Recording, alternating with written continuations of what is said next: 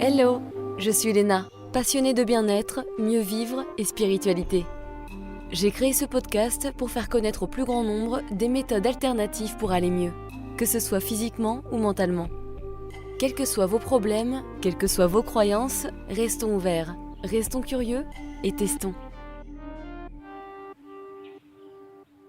Bonjour à tous, j'espère que vous allez bien. Alors à la base, cette semaine, il devait y avoir un dernier épisode publié qui était un petit cadeau de fin d'année, à savoir une méditation, qui d'ailleurs est disponible sur Insight Timer, qui est une application de méditation, et je crois qu'elle est disponible depuis belle lurette. En tout cas, je les publie toujours un peu plus tard dans mon podcast. Mais en fait, j'ai commencé à blablater, à faire un petit récap sur cette année, et puis finalement, ça fait 30 minutes ou je sais pas combien de temps, donc j'ai décidé de publier la semaine prochaine la méditation, ce qui fait qu'aujourd'hui, je vous raconte un petit peu ma life, et je fais un récap sur cette année à la fois personnelle, et sur ce que j'ai un petit peu appris, et puis également sur tous les épisodes que j'ai faits. Donc ne manquez pas la méditation la semaine prochaine, qui j'espère vous plaira. C'est une méditation inspirée du travail d'Aren Lyon, que j'aime beaucoup, qui est en fait basé sur la multiconscience, c'est-à-dire se connecter à plein de choses autour de nous, ce que nous pouvons être incapables de faire quand on est trop stressé ou qu'on a eu pas mal de stress dans notre vie, de traumas qui nous ont déconnectés de notre corps. Donc je trouve ça plutôt intéressant puisqu'on va se concentrer sur à la fois nos points d'appui, sur ce qu'on entend, sur ce qu'on voit. Enfin je sais plus exactement parce que ça fait longtemps que je l'ai fait, mais je voulais juste rajouter une petite intro avant les vacances. Mais j'espère qu'elle vous plaira. Sachez qu'évidemment, si jamais c'est un peu trop pour vous, c'est-à-dire de vous connecter à vos points d'appui ou par exemple à votre respiration, à regarder ce qu'il y a autour de vous, etc. Si ça vous rapporte un peu de stress, dans ces cas-là, ralentissez, concentrez-vous que sur une des étapes. Vous n'êtes pas obligé de tout faire. Et petit à petit, vous allez pouvoir augmenter votre capacité. Voilà, c'est un petit détail, mais je pense que c'est assez important. Donc voilà, écoutez, j'espère que cette année s'est passée bien pour vous.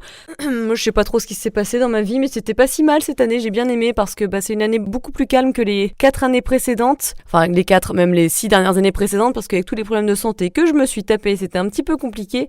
Mais encore une fois, comme je vous ai dit, tous ces problèmes, finalement, c'est pas vraiment des problèmes, c'est des opportunités d'évolution pour notre âme. Alors si vous croyez pas à votre âme, vous croyez peut-être en votre évolution personnelle, mais c'est assez marrant de voir à chaque fois tous les parcours de gens qui ont vraiment souffert et au final qui sont bien plus heureux maintenant parce qu'ils ont changé de job, parce qu'ils voient plus la vie de la même manière. Et c'est vrai que j'en ai bien chié, mais écoutez, maintenant je me sens un petit peu mieux en moi et surtout je m'aperçois que j'ai plus du tout les mêmes croyances comme je vous en parle souvent sur Instagram. Voilà, avant je pensais que j'étais une grosse merde qui méritait rien du tout et que j'étais déprimée la plupart du temps, je me sentais une victime, j'avais pas de sens dans ma vie et c'est vrai que petit à petit, grâce à tous ces problèmes de santé qui ont été vraiment très difficiles pour le coup parce que j'ai bien touché le fond, parce que je ne pouvais plus rien faire dans ma vie à part travailler, c'était le seul truc où je me suis dit je suis obligée de travailler parce que sinon je vais m'effondrer en fait, c'était la seule chose qui me tenait et en plus j'aime pas être dépendante financièrement d'autres personnes, ça c'est un autre programme que j'ai en moi.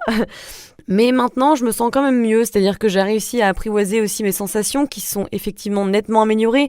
Ça me rappelle l'épisode, je ne sais plus combien, je crois que c'était l'épisode 91, le solo numéro 6 pour venir enfin à bout de nos douleurs chroniques et c'est vrai que en fait, c'est au mois d'août et au mois de septembre où j'ai vraiment vu une évolution de 90% en très peu de temps.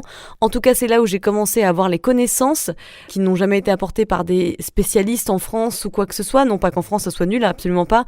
C'est juste que souvent, les réponses viennent de nous par toutes nos recherches. Alors, autant Google, ça peut nous faire vraiment très peur. Je suis complètement consciente de ça. Mais autant, ça peut nous ouvrir beaucoup de portes et de pistes. Et on a besoin de pistes quand on va mal. On a besoin d'avancer, on a besoin d'espoir. C'est vraiment le seul truc qui nous tient. Et c'est vrai qu'avoir eu ces réponses-là, même si au départ je pensais que ça serait complètement impossible que j'aille mieux, parce que pour moi c'était toute ma vie, je vais vivre comme une handicapée.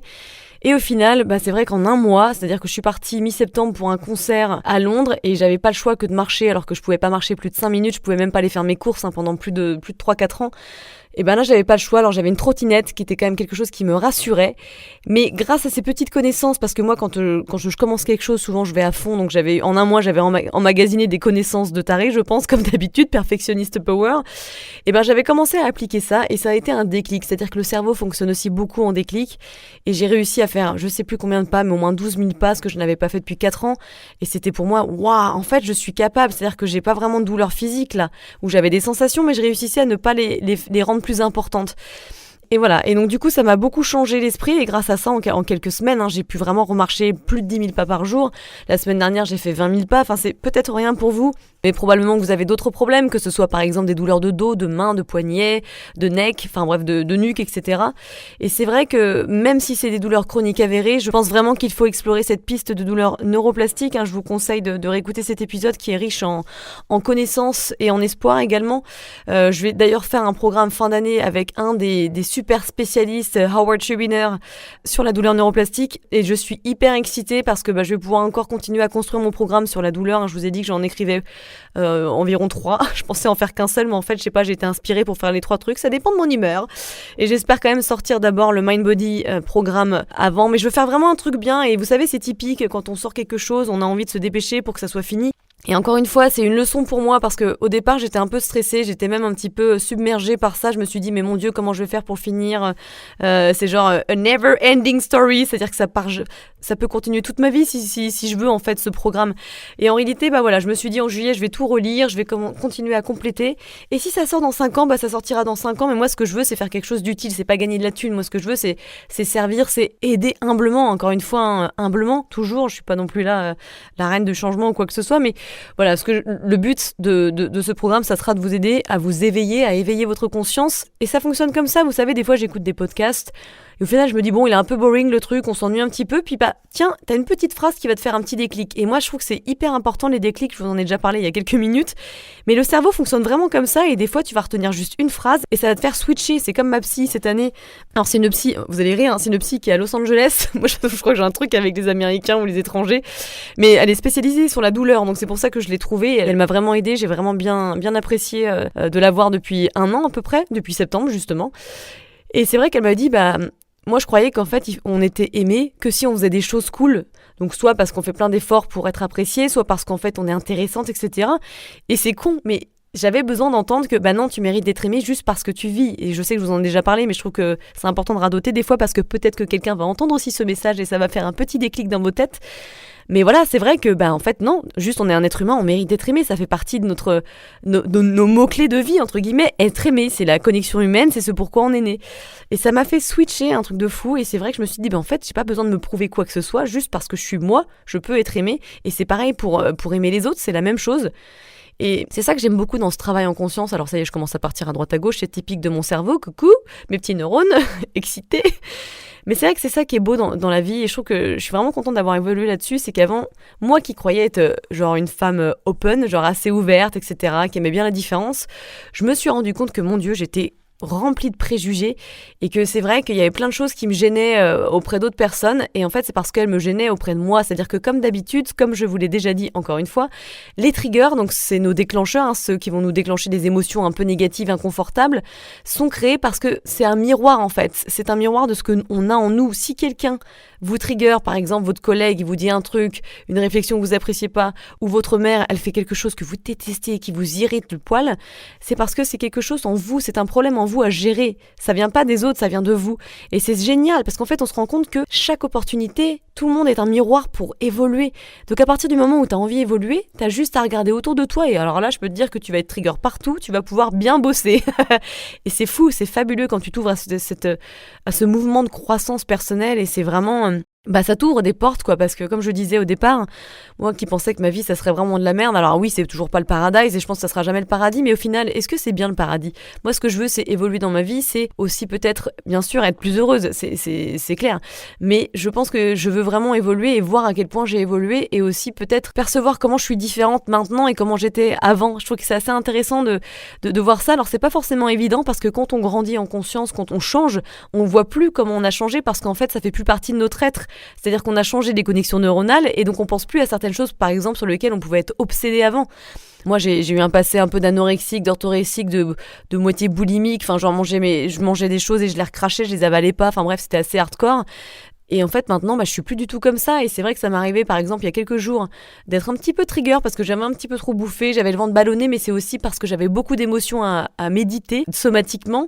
Et en fait, plutôt que me juger et me dire, oh là là, putain, je me sens comme une merde, je suis qu'une grosse truie, fait chier. Demain, je jeûne. Tu sais, typique ce que je faisais pendant des années, en fait, ce qui ne sert absolument à rien parce que c'est un cercle infernal, parce que tu vas te détester, tu vas te détester parce que tu auras trop mangé. Et le lendemain, du coup, tu vas jeûner et du coup, tu vas être de mauvais poil parce qu'en fait, t'as juste envie de manger parce que ça te fait du bien au moral et que t'as pas envie de manger ta putain de pomme ou ton œuf dur ou je ne sais quoi, tes haricots verts ou ton fromage blanc. Et c'est vrai que je me suis dit, non, pas de purge, pas de quoi que ce soit, c'est pas grave, juste je fais confiance à mon corps, j'ai un petit peu plus mangé, j'avais pas mal d'émotions, et j'ai eu besoin d'utiliser cette ressource-là. Les ressources étant des choses qui peuvent nous aider sur le moment pour apaiser notre stress, et quand on est conscient, ça peut être très utile. Faut pas que ça soit une drogue et voilà, c'est toujours une question de mesure. Mais ce jour-là, j'ai mangé un petit peu plus, et le lendemain, je me suis dit, c'est pas grave, je fais confiance à mon corps, je vais remanger normalement, et ça va s'équilibrer. Et c'est vrai que c'est super beau de réussir à retrouver une sorte de confiance par rapport à notre corps. Enfin, je trouve ça vraiment fabuleux. Moi qui pensais que c'était qu'une grosse merde, en fait, ce corps, parce que déjà, je l'aimais pas, je le trouvais complètement moche, fine, sans forme, un corps d'adolescente. Je me trouvais skinny fat. Alors skinny fat, pour ceux qui ne savent pas, c'est quand t'es maigre mais que t'as un peu de gras. Je trouve déjà cette appellation assez horrible parce que franchement c'est très très préjudiciable et c'est vraiment un énorme jugement incarné. Enfin c'est l'incarnation du jugement.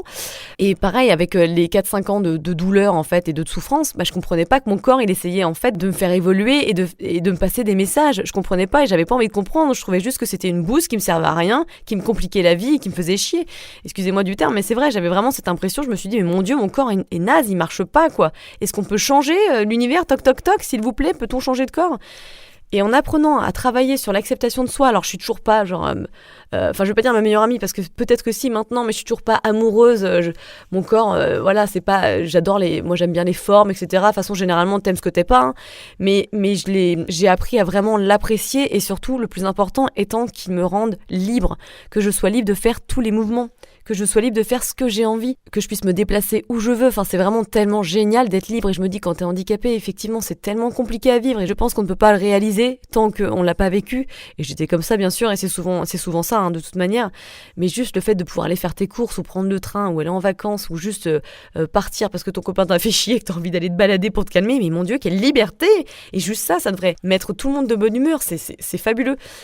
Et donc voilà, donc j'ai commencé juste par ça et ensuite à me regarder dans le miroir. Alors déjà à moins me regarder dans le miroir parce que j'étais vraiment obnubilée par mon regard, mais quand je me regardais, je m'insultais en fait, donc ça n'allait pas. Forcément, comment veux-tu te sentir bien si quand tu te vois, tu t'insultes? Ton corps, dans tous les cas, il entend tout, hein. Lui, il est connecté évidemment à notre mental. S'il entend que ça, vous savez, le mental, donc ça génère des pensées. Les pensées vont générer des hormones, hein, vont sécréter certaines substances chimiques. Et malheureusement, si vous êtes en train de créer du stress en plus, vous allez jamais vous sentir bien et c'est le serpent qui se mord la queue. Et c'est vrai que maintenant, j'ai fini par remplacer ces pensées-là par des pensées d'acceptation. Je t'aime. J'ai pas besoin de me dire, je me trouve trop canon. Non, j'ai commencé juste par m'accepter et avoir de la compassion sur moi. Plus de compassion, ça change la vie en fait. Et c'est vrai que j'ai commencé à faire ça et au fur et à mesure, je pense que mon corps s'est un petit peu apaisé. J'avais sûrement moins d'hormones de stress et du coup, je me regarde plus trop, j'en ai un peu rien à foutre. Et notamment parce que j'ai compris que j'adorais mon âme, j'adorais ma personnalité. Bien sûr, je suis absolument pas parfaite, j'ai beaucoup de choses à bosser. Mais ce chemin d'acceptation de soi fait en sorte que du coup, comme on a confiance en nous, intellectuellement, spirituellement, psychologiquement, le physique, il est plus si important en fait. On le met plus sur un piédestal aussi important. Et maintenant, je me regarde plus trop et quand je me regarde, des fois, oui, si je trouve que j'ai une sale tête, je le dis, mais ça n'a plus trop d'importance. Alors qu'avant, je pouvais me regarder et me dire, mais mon Dieu, je devrais crever tellement je suis moche. Alors bien sûr, hein, c'est pas encore parfait, c'est-à-dire que des fois, je vois mon nez ou autre chose, ça me trigger, je me dis, oh mon Dieu, j'aime pas ça. Mais c'est vraiment carrément moins. C'est comme le fait que avant, dès que je mangeais quelque chose, j'avais envie de me faire vomir. Maintenant, ce sentiment de culpabilité parce que j'ai trop mangé arrive généralement quand j'ai une mauvaise digestion, donc quand je suis déjà stressée, ce qui va enclencher cette mauvaise conscience directement. Mais ça m'arrive peut-être moins de 10 fois par an, ce qui est génial, parce qu'avant c'était tout le temps. Donc voilà, c'est vrai que faire la paix avec ce qui nous nourrit, c'est-à-dire qu'en fait, j'ai eu envie de profiter de la vie, de me dire, je me fais plaisir en mangeant sain. Mais encore une fois, la règle du 80-20, elle marche très bien. Alors, je suis absolument pas en train de calculer. J'ai pas envie de passer ma vie à calculer, ma bouffe, à calculer combien de calories je vais manger, à calculer combien de sport je vais faire, à calculer combien de sous je vais dépenser, mon budget dans le mois. Moi, j'ai pas envie de fonctionner comme ça. J'ai envie de fonctionner dans l'abondance. J'ai envie de me dire, tiens, hop, on se fait plaisir, c'est la vie. Mais en même temps, je fais confiance à mon intuition pour me dire, stop si c'est too much. Et c'est tout un concept qui se crée au fur et à mesure qu'on travaille sur nos croyances. Comme je vous en parle régulièrement, c'est vrai que travailler avec un psy ou avec un coach de vie ou avec n'importe qui vous parle, parce qu'encore une fois, on est vraiment tous différents. Peut-être refléter sa vie dans un journal, je trouve que ça peut être assez important. Moi, j'ai pas de journal, mais je le fais dans ma tête en imaginant que j'écris, parce que je pouvais pas écrire avant dans un journal, j'avais trop mal, j'avais des douleurs partout. Donc en fait, j'ai pris l'habitude d'imaginer que j'écrivais sur un écran dans ma pensée, ce qui fait que je ne m'endors pas parce que je reste concentrée.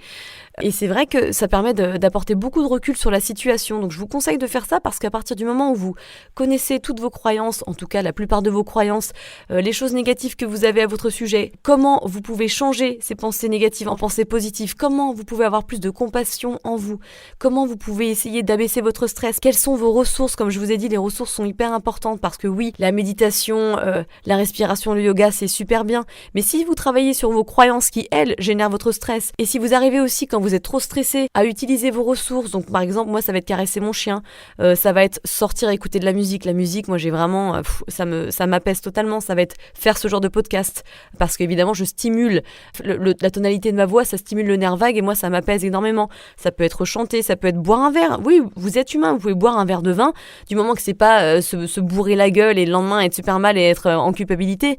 Vous pouvez très bien boire un verre de vin avec votre chérie, vous vous caressez, vous vous touchez dans le sens où ça va réguler votre système nerveux autonome. Tous ces petits trucs-là, ça va être hyper important. Donc célébrez-vous, respectez-vous, mais ayez un point d'honneur à ne plus vous détester, vous mettre sur un piédestal, vous êtes l'héros de votre vie après tout, c'est hyper important, ça veut pas dire être narcissique et penser qu'à vous, et c'est comme si vous avez un enfant et que vous respectiez ses besoins, c'est hyper important. Et c'est d'ailleurs pour ça que je vous dis qu'il faut commencer à écouter et respecter ses impulsions biologiques, à savoir tout ce qui est de j'ai envie de faire pipi, donc plutôt que d'attendre 3 heures, vous y allez parce que votre corps est en train de vous dire qu'il a envie de faire pipi, donc écoutez-le. Faire caca, c'est la même chose. Péter, c'est la même chose. Eh ben oui, on a une société de merde qui nous dit qu'on a honte, on doit pas rôter, pas bâiller, qu'on doit s'excuser parce qu'on pète. En réalité, oui, bien sûr, bon, dans notre société, on peut pas faire comme ça. Mais si vous êtes chez vous, allez péter. Péter, c'est important pour votre santé, sinon ça vous fait des gaz à l'intérieur, vous vous sentez mal et ça perturbe votre digestion. C'est pas pour rien que vous pétez, c'est pas pour faire une atmosphère d'odeur, c'est parce que vous avez un besoin d'éliminer certaines substances, donc c'est important. À côté de ça, voilà, ça peut être aussi quand vous avez envie de dormir, plutôt que de dire « Ah non, j'ai envie de me coucher à 1h du matin, je suis à fond dans ma série » ou alors « J'ai pas le temps de faire une sieste, faut que j'envoie un mail, etc. » Si vous pouvez, même si c'est que 3 minutes, vous faites la sieste de Jacques Chirac là, avec son stylo et vous attendez qu'il tombe, vous la faites ou vous faites quelques respirations, ça vous fera beaucoup de bien. Vous voyez tout ça, en fait, pourquoi c'est hyper important ? Parce que votre système nerveux autonome, lui, en fait, il gouverne vos fonctions automatiques, donc à savoir les fonctions hormonales, digestives, endo, cardiovasculaires, etc. Donc en fait, si vous écoutez ces besoins, ça veut dire que votre système nerveux, ses besoins sont respectés, et ça veut dire que du coup, vous êtes à l'écoute de votre système nerveux qui ne va pas déclencher des réponses de stress. Le truc, c'est que votre système nerveux est responsable de votre interoception. L'interoception, on en a déjà parlé, c'est le fait de se connaître, les sensations internes, d'écouter son corps. Et en fait, l'interoception, c'est aussi le 6e sens, c'est l'intuition. Donc si vous êtes connecté de base à vos besoins physiologiques, vous êtes forcément plus connecté pour faire des bons choix, pour respecter votre intuition. Et c'est tellement bien, c'est génial. Et c'est vrai que moi, j'ai remarqué qu'en faisant ce travail-là, donc de ce travail somatique, de connaissance de moi et de comment fonctionne mon corps, quels sont ses besoins, comment gérer mon stress, etc. Et bien plutôt que par exemple avant j'allais manger beaucoup plus même si j'avais plus faim, maintenant je remarque quand mon corps n'a plus envie. Alors des fois j'ai envie de faire 1 ou 2 cuillères en plus, mais je mange par exemple un petit peu moins qu'avant si j'ai plus faim, je vais plus me forcer. Ou alors si j'ai envie de faire un dodo, et ben je vais directement y aller. Et pareil pour l'intuition, moi j'ai toujours été plus ou moins assez connectée, j'ai pas trop été déconnectée de mon intuition. C'est assez étonnant parce que j'étais quand même très très très dans le trauma, mais j'ai toujours gardé cette intuition là, peut-être parce que je fonctionne vachement avec l'énergie, et c'est vraiment très utile dans votre vie pour faire de meilleurs choix et pour être plus heureux.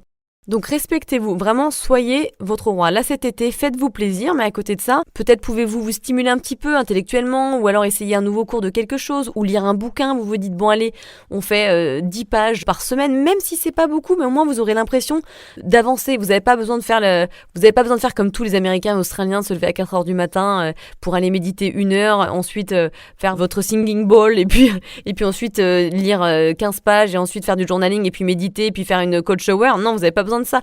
Respectez-vous, l'important c'est que vous ayez envie de le faire. Moi, quand je vous dis que je fais par exemple, entre 1h30 et 3 heures de méditation somatique par jour, c'est pas pour me la péter, j'en ai rien à faire. En fait, qu'est-ce que ça peut vous faire que je médite 3 heures par jour ? Pour certaines personnes, dont ma sœur, elle me dit mais comment tu fais ? Elle me dit mais c'est pas possible quoi, je comprends pas.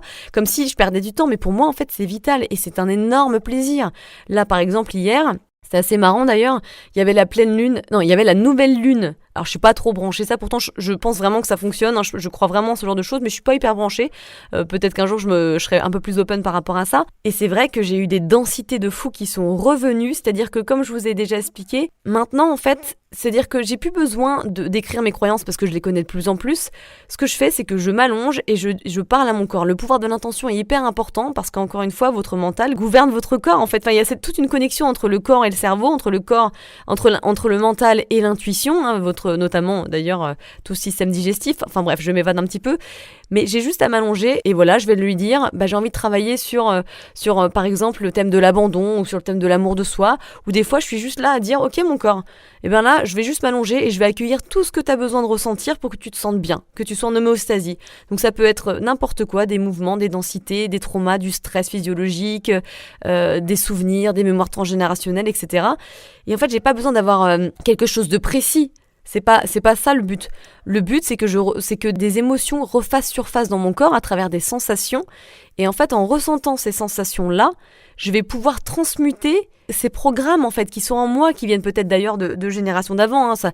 On a bien vu que les traumas, ils peuvent, je crois que c'est plus de 10 générations. Enfin, c'est assez impressionnant. Et d'ailleurs, c'était assez marrant. J'ai médité justement hier sur l'abandon.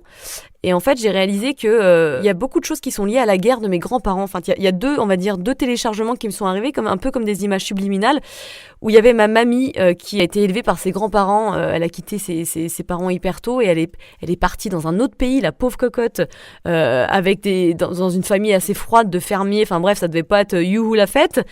Et ça, c'était un trauma d'abandon. Et pareil avec mon grand-père qui, à 17 ans, est parti à la résistance et qui a abandonné son amour de sa vie, à savoir ma mère, et qu'il a abandonné et qu'il savait pas s'il allait la retrouver, etc. Et j'ai remarqué qu'en fait, voilà, il y a beaucoup de syndrome d'abandon dans ma famille et mes cellules sont imprégnées de ça. Et donc, j'ai pas besoin de... Bien sûr que c'est super d'en parler à sa psy, etc. Ça fait partie du travail. Mais ça n'est pas tout, comme je l'ai déjà dit. En addition de ça, moi, je fais cette méditation-là et je vais ressentir tous ces messages à travers des sensations dans mon corps et ce qui va permettre en fait à ces émotions, ces programmes, peu importe comment vous l'appelez, d'être transmutés, c'est-à-dire d'être digérés, de partir. Et je trouve ça assez fabuleux parce que vraiment, moi, ça me fait évoluer beaucoup et j'espère que dans le futur Mind Body Programme que je vais vous faire, je vous apprendrai à faire ça de manière un peu plus spécifique peut-être parce qu'il faut du temps. Des fois, quand on est très déconnecté de notre corps, on se dit mais attends, mais moi si je m'allonge ou je m'assois, je vais rien ressentir. Et c'est d'ailleurs pour ça que je commence à vous parler de plus en plus de vous reconnecter à vos ressources, mais à vos besoins physiologiques, parce que plus vous vous connectez à vous-même, plus vous serez capable d'écouter les signaux de votre corps. Et sachez que les émotions, ce sont des messagers. Comme je vous ai déjà dit, c'est ni bon ni mauvais, et c'est hyper important parce qu'en fin de compte, on sait si on est sur le bon chemin, si on a des émotions positives, mais quand on a des émotions négatives, on n'est pas sur le bon chemin. Donc c'est pour ça que je vous conseille d'écouter ces émotions négatives qui sont des messagers pour vous remettre dans le droit chemin. Enfin bref, voilà. Donc là, je suis partie un petit peu loin comme d'habitude, mais je sais pas, je commence à faire des épisodes un peu plus intuitifs où je prépare rien. Alors généralement, comme vous commencez à me connaître, la perfectionnisme n'aime pas trop parce que j'aime bien préparer plus spécifiquement mes sujets, mais là, je sais pas, je sens un appel à être un peu plus instinctive, intuitive, même si je parle vite et que je trouve probablement que j'ai des défauts, et c'est pas grave. Ce que je veux, c'est papoter avec vous, que vous m'écoutiez dans le métro ou dans le train ou en faisant la pop-pot ou en marchant, etc. Un petit coucou à vous, gros poutou. Mais pour revenir à mes petits épisodes, j'aimerais bien savoir lequel vous a plus plu, si vous avez des personnes, des spécialistes. Alors évidemment, je sais pas Deepak Chopra, parce que lui, ça sera pas possible de l'avoir. Je vous dis tout de suite, des fois même quand ils ont 10 000 followers, ils mettent 15 ans à répondre et je me prends des vents toute la journée. C'est un petit peu difficile. Alors c'est marrant, des fois, cette semaine notamment, j'étais un peu... Donc comme j'étais down, évidemment, quand on est down, on appelle tout ce qui nous rappelle qu'on est down, c'est-à-dire que la merde attire la merde. C'est assez marrant à quel point on est des êtres énergétiques. De toute façon, c'est plus que prouvé, donc j'ai pas besoin d'élaborer plus que ça. Mais c'est vrai que j'étais assez déprimée parce que j'avais donc ces densités d'abandon et de « Ah mon Dieu, je vaux pas la peine et la vie est trop difficile ». Et puis donc j'ai écouté tout ça et après je me suis dit ok l'univers je vais te parler, je suis un peu frustrée parce que j'ai envie de faire des super épisodes qui intéressent vraiment les gens, qui aident les gens, qui leur donnent des petites pistes, qui leur font découvrir des disciplines sympas. Et je me suis dit ouais je me suis pris beaucoup de vent récemment, donc en fait au bout d'un moment si j'ai envie d'aider les gens mais que vous m'aidez pas à rencontrer les personnes intéressantes, what the fuck quoi, qu'est-ce que vous faites? Et c'est assez marrant du coup comme par hasard, là je promenais mon chien et j'ai croisé une autre nana qui m'a parlé de spiritualité et en fait du coup elle m'a donné un contact et j'ai écouté la nana et je me dis oh putain elle a l'air trop bien. Bon, du coup, je l'ai appelée, elle m'a répondu. On va faire un podcast dans quelques mois. Et du coup, j'en ai d'autres qui ont répondu aussi, d'autres demandes, d'autres invités qui ont dit oui. C'est assez rigolo comment ça arrive. C'est souvent, t'as un espèce de gros blanc, genre t'es déprimé. Et puis d'un seul coup, pouf, ça s'ouvre, c'est flex. Et je pense que ça s'est ouvert. Pourquoi ? Parce que j'ai transmuté ces grosses densités en moi qui appelaient que des émotions négatives. Et à partir du moment où j'accueille ces émotions négatives, où je les ressens sans jugement, ça va s'éclaircir. C'est-à-dire que l'orage va passer. Et voilà, donc c'est assez rigolo. Donc ouais, n'hésitez pas à me dire si vous avez des personnes que vous trouveriez intéressantes. Moi, je m'en fiche que la personne ait 200 followers sur Instagram. Je suis pas du tout comme ça. Ce que je veux, c'est qu'elle puisse nous faire apprendre des choses, qu'on ait une discussion sympa, décontractée, etc. Voilà, donc si vous pouvez me dire ce que vous avez aimé. C'est vrai que ce qui est cool, c'est que j'ai pu faire des épisodes assez variés parce que je pense à la dermatillomanie avec Camille Montas, par exemple, où on s'en rend pas compte quand on souffre pas de ça, mais quelle horreur. Moi, ça me rappelle tous mes épisodes d'acné qui m'ont vraiment littéralement gâché ma vie parce que je pouvais jamais aller dormir chez les copines, parce que j'avais peur que pendant 1 an et demi, mon mec, il pouvait pas me voir démaquillée. Bon là, ça fait 13 ans qu'on est ensemble, j'ai une sale gueule, je m'en fous. Maintenant, c'est la beauté intérieure qui compte, peut-être, j'en sais rien. Je rigole parce que je fais quand même des efforts et je fais partie des gens qui aiment bien faire des efforts. Je trouve que c'est important. Faut pas que ça soit une lubie non plus, mais voilà, c'est cool de se plaire à soi et de se plaire aussi un peu aux autres quand même. Il y avait aussi la nutrition du cerveau. C'est vrai que la nutrition, c'est pas tout, parce que tout le monde, voilà, quand moi je vois sur Instagram, faut changer son assiette parce que c'est la meilleure des choses, je pense que littéralement on est tous différents et que ça peut complètement aider des millions de personnes, mais que ça va pas forcément aider non plus tout le monde. Par contre, il est bien entendu complètement évident que entre manger un vieux burger dégueulasse avec des frites sans vie et puis une salade de kale, etc., avec plein de légumes ou plein de, je sais pas, d'avocats, de bonnes graisses, etc., ça va bien sûr nourrir vos cellules. Et c'est quand même des bonnes bases pour que ensuite vous fassiez un bon travail sur vous-même.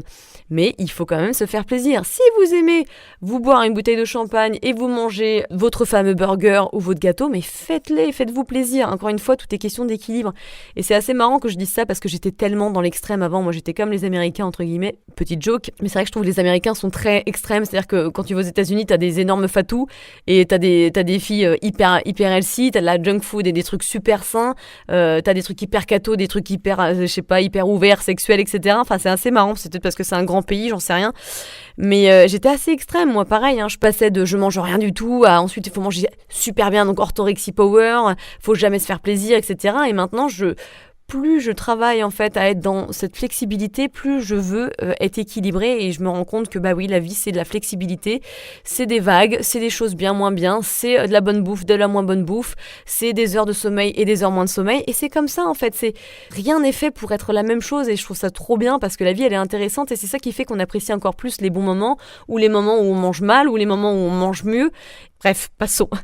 Je suis en train de regarder les épisodes que j'ai faits et donc du coup je suis en train de me remémorer ceux que j'ai enregistrés parce que finalement ceux qui passent des fois par exemple en novembre, je les ai fait peut-être 6 mois avant donc je m'en souvenais plus trop.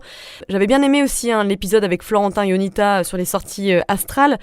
Alors effectivement, on parlait pas exactement de comment faire une sortie astrale parce que c'est quand même très compliqué pour ceux qui n'ont pas fait des sorties astrales automatiquement comme moi par exemple. Je sais pas pourquoi j'ai eu cette chance parce que je considère que c'est une énorme chance, ça a complètement chamboulé ma vie.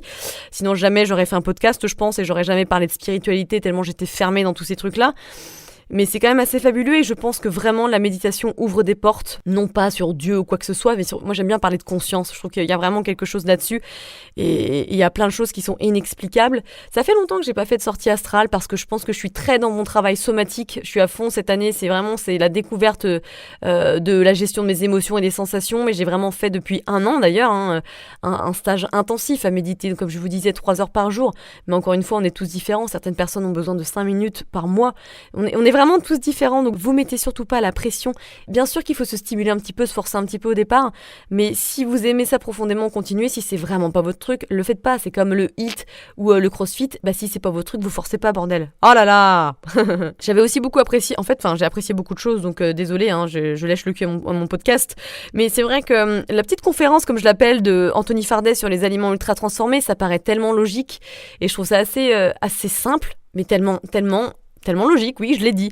C'est-à-dire que plutôt que manger des aliments ultra transformés que t'achètes en grande surface, essaye de faire ta sauce toute seule. Enfin, tu vois, tu t'organises, tu changes un petit peu. Enfin, voilà, je trouve que c'est vraiment, je l'avais trouvé vraiment intéressant et je pense que il faut réécouter cet épisode parce qu'on peut apprendre certaines choses et on va le réécouter, on va réapprendre d'autres choses. Un petit chouchou que j'avais adoré parce que forcément ça fait partie de mon parcours de vie, c'est l'épisode 99 et 100 avec Dan Buglio par rapport aux douleurs chroniques, qui est génial, ce mec est vraiment très cool, très pisse, l'épisode est hyper intéressant, et même si vous n'avez pas de douleurs chroniques, ça peut vous servir pour l'anxiété, ça peut vous servir pour vos futures douleurs, parce que mine de rien, on est quand même énormément de personnes à souffrir de maux de dos de temps en temps, ou de torticolis, ou de je ne sais quoi. Et je pense que vraiment, vous pouvez puiser pas mal de connaissances là-dessus. Et ce qui me fait penser à l'épisode 101 avec le somatic tracking, qui est une méthode pour éduquer le cerveau et qui est hyper intéressante, parce qu'en fait, le cerveau, plus vous nourrissez votre langage interne de stress, c'est-à-dire que vos pensées, plus vous avez peur et vous nourrissez ce dialogue interne de peur, plus vous allez créer de la douleur, parce qu'en fait, le stress provoque une réaction du système nerveux qui va faciliter la douleur, et la douleur va stresser encore plus. Donc c'est, comme je vous ai dit, un cercle vicieux. C'est vraiment important de comprendre ce truc-là. Et pareil, le somatic tracking, c'est hyper intéressant pour rééduquer notamment sur l'anxiété. Parce que quand vous avez des sensations, par exemple des fourmillements ou de la chaleur parce que vous êtes stressé, ou une pression au niveau du thorax et que ça vous stresse parce que vous dites « j'arrive plus à respirer », etc. Si vous arrivez à être objectif par rapport à vos sensations, ça va vraiment calmer votre système nerveux et vos pensées. Donc rééduquer ces pensées, c'est vraiment, vraiment hyper important. C'est comme ça que vous créez des nouvelles connexions neuronales. Pareil, l'épisode 105 et 106 avec Jessica, que j'adore, qui est trop chouchou, qui s'est quand même guérie de la maladie de Lyme de manière autre. Et c'est un peu ce que j'ai envie d'apporter toujours dans mon podcast. C'est des manières différentes d'évoluer. C'est peut-être sortir un petit peu du schéma classique où tu as l'impression que tu n'as aucune responsabilité sur ta santé. Et ça, c'est vraiment un chose hyper important comme épisode, parce que ça vous ouvre des portes. Et j'espère que vous l'avez écouté, sinon n'hésitez pas.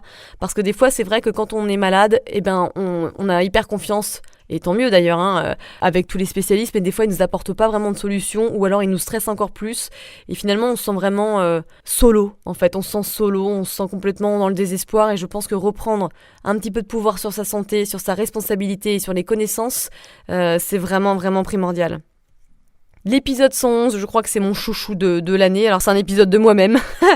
C'est pas que je m'aime, mais c'est juste qu'en fait ça a tellement changé ma vie d'apprendre à gérer correctement mes émotions, mais aussi de comprendre sous quelle fréquence sont les émotions, et ça me paraît tellement logique. Je vous le conseille de le réécouter, ça, de l'avoir vraiment. Moi j'enregistre, je fais des playlists en fait de mes podcasts, de mes playlists rock, mes playlists classiques, douceur, enfin j'ai plein de trucs.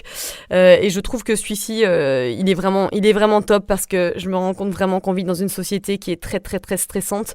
Et qu'au final c'est assez difficile d'avoir du recul sur tout ce qui se passe dans notre vie, avec toutes nos deadlines, avec tout ce qu'on doit faire, le fait qu'en plus on doit être parfait, avoir un corps parfait, manger sainement, enfin c'est vraiment une énorme pression. Et donc je pense que reconnaître quand on est dans un état de stress et accueillir nos émotions, ça peut vraiment nous aider à retrouver un équilibre. Bon bref, je vais pas repartir sur tous mes épisodes, parce que chacun nous a apporté des choses. Mais en tout cas, j'espère que vous avez appris des choses, que vous allez peut-être essayer des disciplines, de faire certaines choses. En tout cas, nourrissez-vous de bouquins, de podcasts. Je trouve que, comme je vous ai dit, c'est une arme anti-déprime, et puis ça nous permet aussi d'évoluer si c'est votre désir, parce qu'il y en a qui n'ont pas forcément envie, et c'est complètement votre choix. N'hésitez pas à me faire un retour aussi pour cette fin d'année, si vous pouvez me faire un petit cadeau, de noter, de faire un petit avis sur podcast iTunes, je crois que c'est sur le site internet qu'on peut faire des avis, ou sur l'appli, je sais plus, il y en a un où on peut pas, c'est un peu de la merde. Et puis mettre des petites étoiles aussi sur Spotify, ça me ferait vraiment plaisir. Et voilà, je vous embrasse. On se retrouve à la rentrée, bien sûr. Moi, en attendant, je vais profiter pour me faire des petites formations, mais aussi pour lever le pied un petit peu. C'est toujours un petit peu difficile pour moi, parce que je fais plein de trucs chronophages, et en fait, le côté chronophage me stresse beaucoup, parce que j'ai toujours envie de finir des choses. Encore une fois, c'est mon côté perfectionniste. Mais je vais apprendre aussi à profiter davantage de la vie, c'est-à-dire les vacances, à ne rien foutre, peut-être lire un bouquin, voilà, pour apprendre des trucs, mais à profiter de l'instant présent avec mes proches, avec ceux que j'aime, avec mon chérichou, et puis mon chien aussi, très important. La petite cocotte, on la trimballe partout, elle a une vie de princesse. Je pense que je vais mettre des épisodes déjà passés cet été, je vais les republier. Je vous embrasse très fort, prenez soin de vous, et sachez que vous avez beaucoup plus de pouvoir que ce que vos croyances vous font croire. Voilà, bisous.